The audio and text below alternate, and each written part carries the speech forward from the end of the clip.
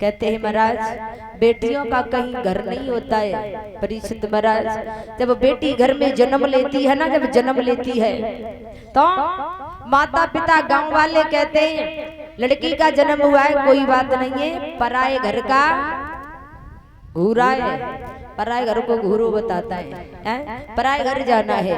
और लड़की जब विवाह होकर के शादी होने के बाद में ससुराल में पहुंच जाती है तो ससुराल वाले अगर बेटी से कोई काम भी बिगड़ जाए तो ससुराल वाले कहते हैं कुछ जानती नहीं है, पराए घर से आई है?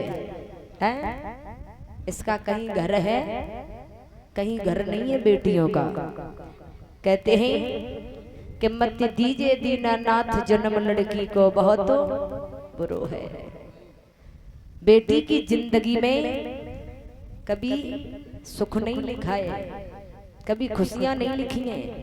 बेटी को बड़े कष्टों का सामना करता है?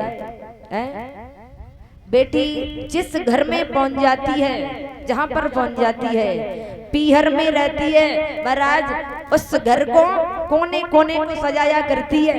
20 साल तक बेटी जिस आंगन में रहती है ना, उस घर की शोभा ही कुछ अलग हुआ करती है। और जब बेटी पीहर को छोड़ करके ससुराल में पहुंच जाती है तो ससुराल का भी कुछ नजारा बदल जाता है।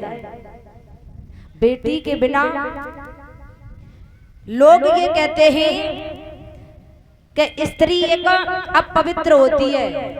लोग कहते हैं स्त्री एक अपवित्र होती है, लेकिन कहने वाले को ये पूछना चाहिए स्त्री के बिना वंश आगे चल सकता है? अगर अपवित्र होती है तो आगे सृष्टि बढ़ सकती है? न जाने लोग कहने वाले क्या से क्या कह देते हैं। स्त्री अपवित्र होती है, माँ दुर्गा का रूप होता है ना, और वो जगत जननी है ना। कहने वाले न जाने क्या से क्या कह देते हैं। हाँ, और खैर ये तो दुनिया है, दुनिया में पता नहीं क्या से क्या होता है। बोलिए गोविंद भगवान की।